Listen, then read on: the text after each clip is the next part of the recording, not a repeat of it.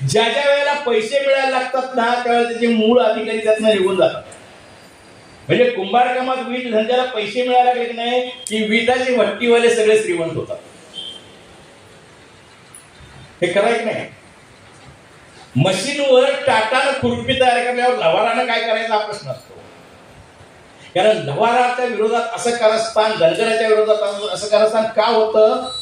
कारण तो सांस्कृतिक सत्तेत नसतो आणि जो सांस्कृतिक सत्तेत नसतो तो राजकीय सत्तेत पण नसतो.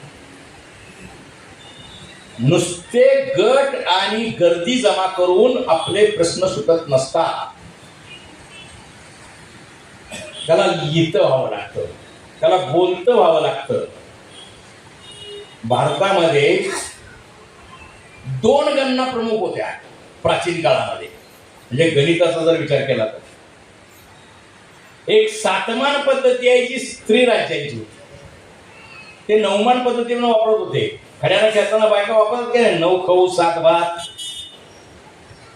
ही त्यांची गणना पद्धती आहे. आणि दुसरी सगळ्यात महत्वाची घाटावर असलेली आणि कोकणात पण असलेली 20मान पद्धती. आणि ही 20मान पद्धती म्हणजे 20 हे युनिट आहे आणि 5 विसाची एक खंडी असते.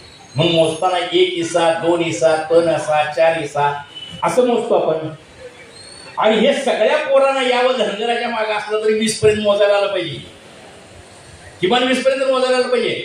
मग आम्ही एक गोट्याचा खेळ तयार केला, त्याच्यामध्ये 20 पर्यंत मोजायला शिकवले.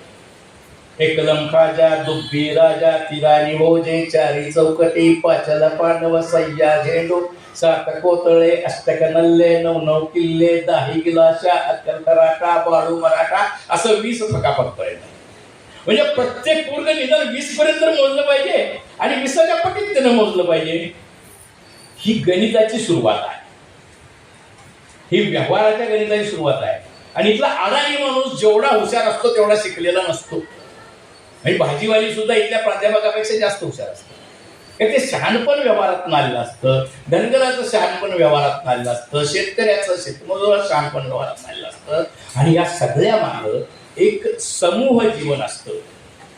म्हणजे नायक नाही कातरबोनाला असं तुम्ही म्हणला. कातरबोनाला नायक आहे ना.